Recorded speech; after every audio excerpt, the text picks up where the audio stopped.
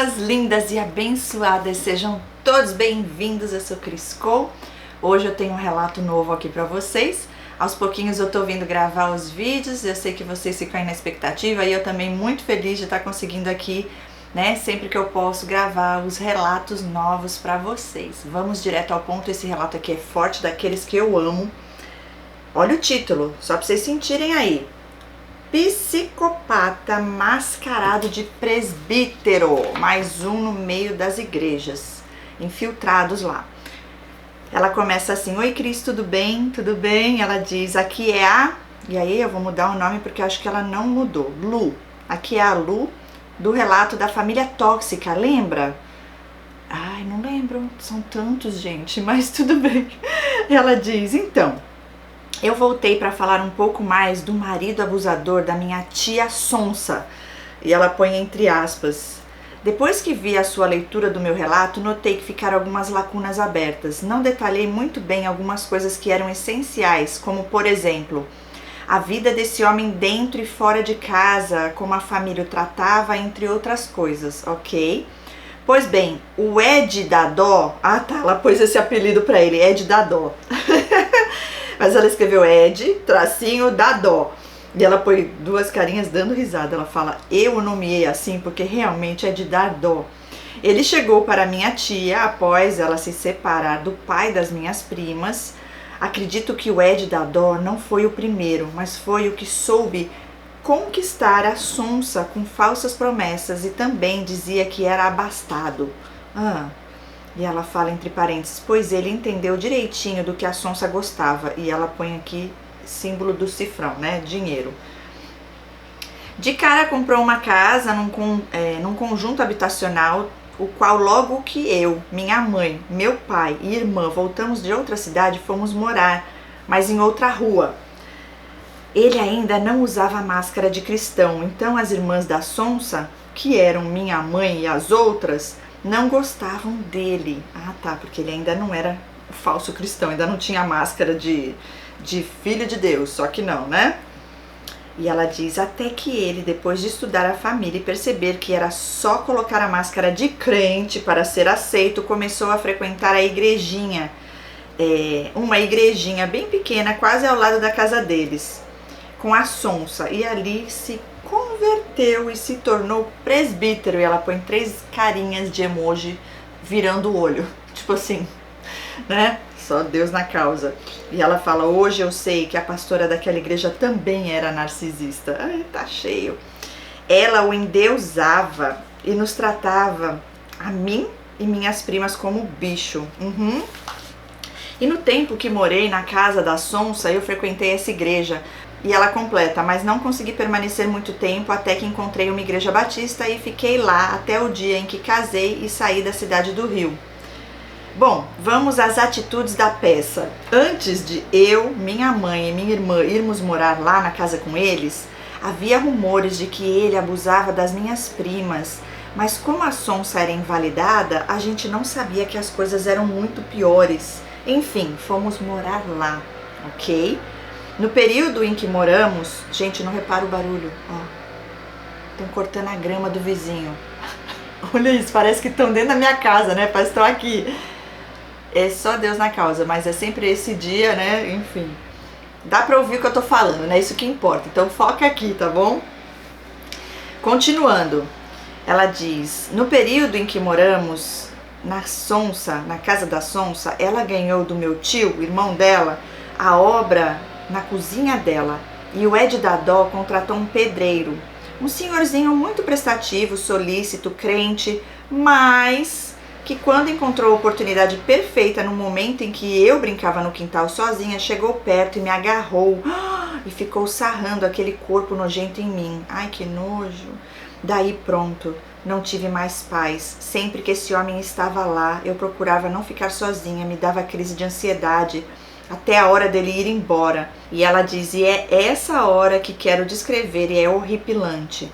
Quando dava a hora, ele ia tomar banho. O Ed Dadó, sempre muito convincente nas suas palavras, falava para nós o seguinte, o seu Rubens, ela diz nome fictício, tem uma ferida na perna muito grande de diabetes. como ele trabalhava na obra, a ferida ficava infeccionada, então eu preciso trocar o curativo. Mas eu vou trocar no banheiro para vocês não ficarem impressionadas com a ferida. Ai, que esquisito isso aqui, hein? E se ele gritar, não fiquem apavoradas. É porque às vezes tem que raspar. Meu Deus do céu, o que esse homem fazia? E ela fala, né, entre parênteses, nós nunca vimos essa ferida porque ele só trabalhava de calça comprida. E daí ele entrava no banheiro e começava a sessão de horrores. O homem gritava de um lado e o Ed do outro, mandando ele calar a boca, e a gente na sala apavorada. Gente, o que ele fazia com esse homem? Ele devia abusar dele? O seu Rubens saía do banheiro fingindo estar sofrido da dor da ferida, e isso era todo santo dia, meu pai do céu. E um dia, quando eles saíam do banheiro, o Ed esqueceu a maleta de primeiros socorros lá dentro, e ela põe entre parênteses, sim, tinha a encenação de entrar no banheiro com a maleta na mão. E aí, eu e a minha prima vimos a maleta limpinha, e o presto barba que ele dizia fazer a raspagem da ferida limpinho, e nenhuma gaze ou atadura suja ou sequer sangue em qualquer lugar. Eu tenho essa imagem gravada na minha mente até hoje, porque sabe aquela bandeirinha vermelha que balança lá no fundo da sua mente? Sei, e balança aqui também, no fundo da sua telinha. Gente, tô aqui pensando, credo, do que é capaz, né, esses seres, eu não... Vamos ver no que vai dar. E ela coloca, então, hoje eu sei perfeitamente qual era a ferida que o Ed tratava, e ela põe um emoji assim, um olho arregalado. Em 2022, quando me dei conta do transtorno narcisista e quando entendi que a família quase toda da minha mãe ou é narcisista ou é sociopata, ela põe entre parênteses, a sonsa é com certeza. E ela fala, mandei uma mensagem para minha prima perguntando o que elas viveram com o Ed da dó. E aí ela me contou que a sonsa precisava dormir no chão do quarto delas, na porta, para ele não entrar e mexer nas meninas. E que um dia, no meio de uma discussão, ela foi defender a mãe e ele a atacou com uma faca e cortou o braço dessa prima que teve que levar alguns pontos. Ah, psicopata mesmo, hein? E que esse dia, além desse dia, teve outro dia que ele as trancou para fora da casa e quando a irmã dela foi pular o muro para pegar a chave, ele atirou contra ela, mas graças a Deus não a atingiu. Só que a família perfeita abafou tudo isso porque o que importa para eles é a religiosidade intacta. Enquanto ele não se declarou crente, era odiado. E depois que se tornou presbítero, até apelidado de Glória a Deus, Aleluia, ele foi. Meu Deus do céu. E me lembro também que quando morávamos lá, ele promovia cineminha à noite. E ela faz uma pergunta, por quê? Porque podia apagar as luzes e assim passar a mão em nós sem que ninguém percebesse. E era sempre filme de terror para ele nos assustar, nos agarrando. Mas era visto como brincadeira pela minha mãe e a sonsa. Ah, o seu fim foi triste. Ele tinha um problema na coluna que por vezes tinha que engatinhar para se locomover. Anos depois teve câncer de próstata e faleceu. Apenas o meu primo esteve com ele. Os outros filhos dele, e ela põe entre parênteses de outra mulher, só correram atrás de tomar a casa. Chegaram a colocar a sonsa para fora, mas como ela tinha um filho com ele, ganhou o direito de ficar na casa e ela e o meu primo dividiram. Agora vou falar um pouco de uma ponta solta que deixei no outro relato sobre a minha mãe, que chamo de senhora. No dia em que peguei ela ajoelhada no chão e com a cabeça nas pernas do meu pai, ali ele já não estava suportando mais estar com ela e queria ir embora. E eu perguntei ao meu pai. Ele não se lembra, mas disse que provavelmente foi vontade de ir embora. Eu disse também que em 2009 eu ganhei a minha segunda bênção, mas não contei que 5 dias depois a minha avó, mãe dela, faleceu. Minha mãe estava na minha casa me ajudando no resguardo, e você sabe que uma mãe no resguardo, quando tem um tempinho para dormir, é isso que vai fazer, né? Pois bem, quando ela soube da notícia às 5 horas da manhã, ela me chamou daquele jeito cuidadoso, na gritaria, né? E disse, sua avó morreu! Meu Deus do céu, imagina como eu fiquei. Liguei para o meu marido que estava trabalhando, nem conseguia falar direito, e ele só entendeu o morreu. Chegou em casa desesperado e aí falei direito com ele. Ele foi dar os pêsames à minha mãe e a resposta Tudo bem, filho. Ela descansou. Estava sofrendo muito já. Ela não derramou uma lágrima. Só lamentou que sentiu vontade de ligar para ela durante o dia, mas não fez porque não teve tempo. E eu, mesmo em resguardo, queria me despedir da minha avó, que nem deu tempo de ela ver a carinha do meu filho. Só ficou sabendo que ele nasceu. E agora ela põe letra maiúscula, e ela não deixou eu ir. E ela fala, não, você está operada, não dá, não vai. E como ela ainda tinha muito domínio sobre mim, eu acatei. E como eu disse, nós morávamos em cidades diferentes, então até a hora do meu cunhado ir lá buscá-la para ir ao velório demorou. E eu não vi uma lágrima, um lamento de saudade, nada. E ela põe letra maiúscula. E hoje, interessante, né, que eu não decidi gravar esse relato antes, porque eu digo que nada é por acaso, né, tinha que ser hoje, porque aqui a gente pode falar, hoje é Dia das Mães, né? A gente pode falar um pouquinho aqui, aproveitando já sobre essa mãe aqui, falar sobre as mães narcisistas, porque é um dia, né, que muitas vezes, dependendo da fase do processo de cura que você está, é um dia, né, chato para você encarar se você tem uma mãe narcisista. É difícil, né, de saber como lidar nesses dias, enfim, já vou falar sobre isso. E ela fala então que não teve um lamento, não teve nada, nenhuma lágrima. E ela fala uma bandeirinha vermelha lá dentro da minha mente. Vamos lá, e aqui na telinha também. Bandeira vermelha, gente. E ela diz, hoje eu sei o que foi aquilo. Ela estava aliviada da minha avó ter partido, pois a minha avó teve AVC no ano de 2000 e ficou sem andar. Então elas revezavam dias para ficar com ela.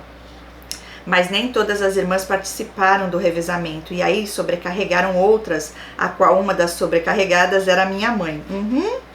Elas tinham dias fixos e quando era o dia dela, seu humor era outro. Mas ela não deixava de ir, pois não suportava que os outros falassem dela em nada. É a imagem de mãe perfeita, né? De filha perfeita, de tudo perfeito, né? Mas é tudo um sacrifício, é um peso. No fundo, elas estão de saco cheio mesmo de ter que fazer. Tudo pela aparência. Então, para não ficar falada, né? Ela ia. Isso mesmo, para não falarem que ela... não descobrirem quem ela é de verdade, né? Mas não era por amor à minha avó. As outras que não entraram no revezamento eram esculhambadas por ela. Bem, eram essas coisas que eu queria detalhar porque esqueci e acho de suma importância para enfatizar o comportamento dessas pessoas que usam máscaras sociais. No caso, a religiosidade para praticarem suas maldades e ficarem impunes perante o homem. Só que eles se esquecem que há um Deus justo que vê todas as coisas e livra os seus escolhidos em tempo oportuno. Assim como fez comigo, glória a Deus. E Cris, você falou sobre o perdão. Eu escolhi perdoar a minha mãe. Em janeiro, fui lá na casa dela, atendendo a um pedido do meu pai. Fui de boa, a minha prima esteve lá com o bebê dela para eu conhecer, mas no dia seguinte ela se achou no direito de me humilhar novamente, aproveitou que estava na casa dela para ser mais dura com as palavras. Na frente da minha filha mais velha, na frente do meu filho mais novo, a ponto do meu pai falar, junta as suas coisas e vai embora. Então, perdoar sim, conviver realmente não dá. É isso aí. E você que está ouvindo esse relato e acha que tem que conviver porque é mãe, porque é pai, não faça isso. Cuide da sua saúde mental e deixe que Deus cuide deles. Cada caso é um caso, perfeito. E é entre nós e Deus, né? Muito bom. E se Deus te falar para se afastar, como Ele falou comigo, não desobedeça para agradar ninguém. Agrade ao Senhor e Ele fará aquilo que deseja o teu coração. Enfim, Cris, queria deixar esse complemento para abrir as mentes e abençoar a vida de quem chegar aqui. Que Deus continue te abençoando, te fortalecendo e direcionando para trazer muita conscientização para nós. Te amo em Cristo. Beijos, linda, também te amo em Cristo Jesus. Gente, primeiro, aproveitando, né, Dia das Mães, feliz Dia das Mães para você que é mamãe. Sabemos que nós somos vitoriosas no Senhor, que o amor mais próximo do nosso Deus por nós, eu creio que é o amor de uma mãe por um filho, uma mãe que realmente ama, né? Que somos nós, que temos Deus em nossas vidas e que amamos como Ele ama, buscamos pelo menos amar como Ele ama, né? Porque eu sei que não é fácil, porque somos humanos e vivemos numa carne, é a luta entre a carne e o espírito, mas sim, nós buscamos fazer a vontade do Senhor dia a dia, porque sabemos que isso agrada ao Senhor e somos obedientes a Ele. Enfim, gente, agora para você que tem uma mãe narcisista, né? como ela mesma falou aqui, eu sempre gosto de falar também. Cada caso é um caso. Tem casos que Deus vai deixar você conviver, que essa mãe narcisista é um grau leve, que Deus vai te dar as estratégias para você saber lidar. Pode ser que você conviva o mínimo possível, mas existem coisas que vão te ajudar, né? A pedra cinza é algo que pra mim sempre foi muito difícil em todos os relacionamentos abusivos, porque eu sou muito espontânea, transparente, então eu tenho que forçar a ser algo que eu não sou e eu não consigo. Então comigo pedra cinza é difícil, mas tem a ver com colocar limites. Então pedra cinza é você se posicionar, é ser prudente, não falar coisas da sua vida, sabe? Detalhes do que está acontecendo, projetos, sonhos, viagens, férias que você vai tirar. Não dá detalhes da sua vida privada, né? É oi, tudo bom, feliz Dia das Mães, né? Dá um presentinho se assim você sentir no coração. E tá tudo certo, né? Porque acima de tudo, Deus nos ensina a honrar pai e mãe. Mas honrar pai e mãe não quer dizer que se Deus te disser para você não estar perto e não conviver, né, que você estará desonrando sua mãe, entende? Por isso que é tão importante a gente buscar da verdade na fonte da vida, que é o nosso Deus, a palavra de Deus sagrada, e aí você é liberto desses enganos, liberta, ok? Foi assim que eu fiz, em todos os sentidos. Deus, por que isso? Deus, mas é isso? Deus, é isso que o Senhor diz? Essa é a sua verdade? Ou é a verdade que o outro está falando? Porque nós temos contato, temos acesso a Deus direto, entende? Através de Jesus que morreu na cruz, nós temos essa aliança com o Senhor. Então, você não precisa que ninguém mande recado para você. Normalmente Deus, quando Ele revela algo, Ele revela diretamente a nós, e Ele usa a vida de outras pessoas para confirmar isso a nós, ok? Por isso que eu falo que muitas vezes vem esses que estão infiltrados na igreja, que nem essa pastora aí narcisista, e esse aí psicopata fingindo ser presbítero dentro da igreja, né? Muitos vêm com as profetadas e é parecendo que é bênção, mas é a maldição na tua vida. Então já repreende em nome de Jesus, com poder e autoridade no sangue, no nome de Jesus, e vai para Deus e fala: Deus, se é de ti, eu recebo. Se não é, já cancela aí, já tá desfeito e eu não aceito, eu não recebo. E pronto, Deus nos deu poder e autoridade para pisar em cobras e escorpiões, né? Então fique em paz.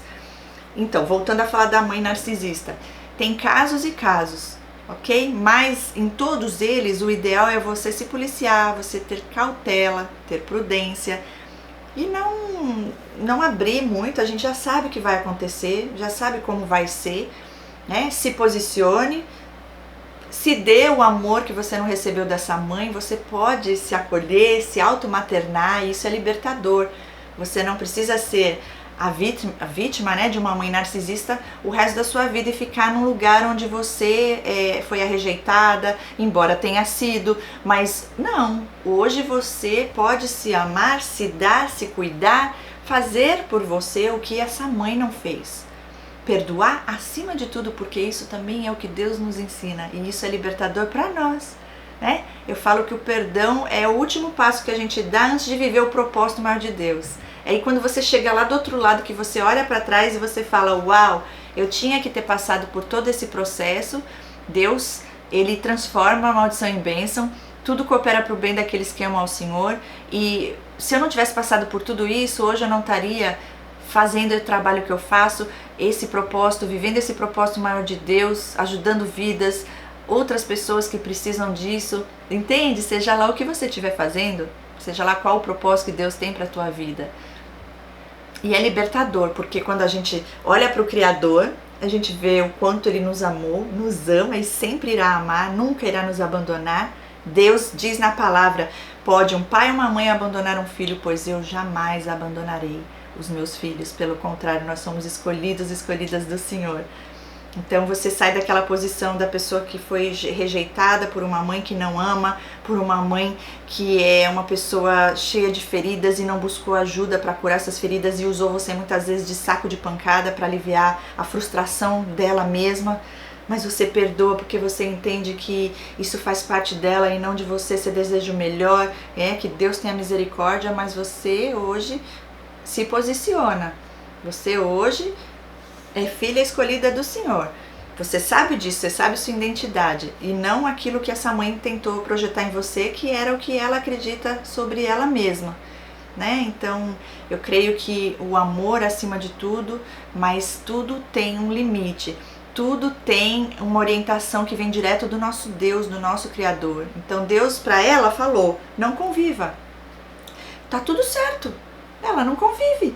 Deus falou, quem pode falar o contrário? Os outros podem falar o que quiser, mas ela tá em paz com o Criador? Vai dormir com a consciência tranquila? Eu falo isso para todos, nos cursos que eu dou, né, aqui para vocês e com as pessoas com quem eu convivo, com os pacientes que eu atendo. Se perante Deus tá tudo ok, você não tem que se preocupar com mais nada. Se você tem a aprovação de Deus, tá tudo certo com Ele, o resto é resto. Né? Não dá pra gente agradar a todos não. E eu gosto de colocar aquela imagem, vocês já devem ter visto, que tem assim, a mulher em cima do camelo e o homem puxando a mulher no deserto. Aí passa as pessoas e fala, que horror. Nossa, essa mulher em cima do camelo e o homem puxando.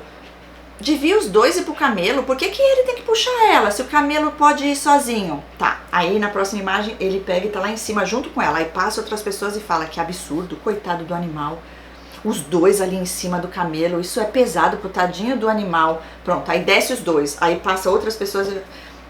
Mas como são burros os dois? Gente, mas o camelo tá lá, por que não sobe? Vai ficar andando no deserto desse calor insuportável, por que Então, não dá. Sempre vai ter alguém que vai ver alguma coisa diante daquilo que faz parte dele, dos traumas dele ou dela, e vai projetar em você, ou vai pensar o que quer, mas não deixe com que isso entre você e te afete e mude seu estado emocional, seu estado de espírito. Só você tem esse poder, né? Então, feliz Dia das Mães para você que é mamãe e que ama. E no caso, se você não é mamãe, ou mesmo sendo mamãe e você também tem uma mãe aí narcisista, não se sinta culpada acima de tudo. Se Deus já te falou o que é para você deve fazer, você fique em paz e faça. Se você ainda precisar conviver, pode ter certeza que Deus está contigo e que nada vai te destruir, pois a tua vida é do Senhor. Não tenha medo, simplesmente seja prudente, cuide de você. Evite abrir muito a sua vida, como eu falei, tenha cautela e vai ficar tudo bem. Se você continua convivendo e não é uma pessoa tão, né, assim, que não dê pra você conviver, porque tem algumas mães narcisistas que eu vejo que um grau é mais leve, elas até se policiam e tentam não ir pro lado que elas têm aquela coisa de instinto de ir, sabe? Elas fazem escolhas boas. Entende? Elas podem fazer isso e algumas fazem. De não ir lá e fazer aquilo que dá vontade, que vem delas no instinto, né? Que vem ali de dentro, que eu falo que isso daí não é de Deus, né? E nunca será. Mas tem coisas que talvez a gente só vai entender na glória. Mas o importante é a gente obedecer ao nosso Deus, né? Então fique bem, não se sinta mal e culpada. É um processo, até o perdão é um processo. Pode ser que hoje você não tenha vontade de ligar e falar Feliz Dia das Mães ou mandar que seja uma mensagem. Fique em paz, fala com Deus. Deus, eu tô querendo perdoar porque eu sei que é a tua vontade, mas eu não tô conseguindo, sozinha não tô dando, eu preciso da sua ajuda. Eu quero porque isso já tá fazendo mal pro meu físico e sozinha não tô conseguindo. Pronto, relaxa, confia no Senhor, porque se Deus falou pra você fazer isso, se é um mandamento dele e você tá buscando isso, pode ter certeza absoluta que uma hora isso vai acontecer.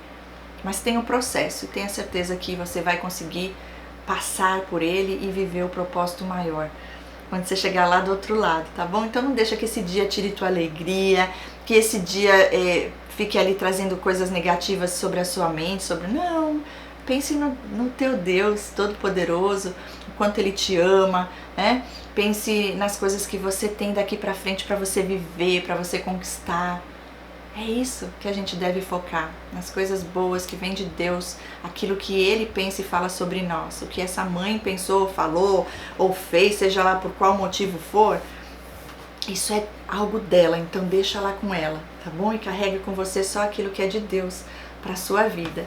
Espero ter ajudado, Deus abençoe grandemente e em breve estarei aqui com mais relatos para vocês. Beijos, amo vocês em Cristo Jesus, fiquem com Deus, tchauzinho.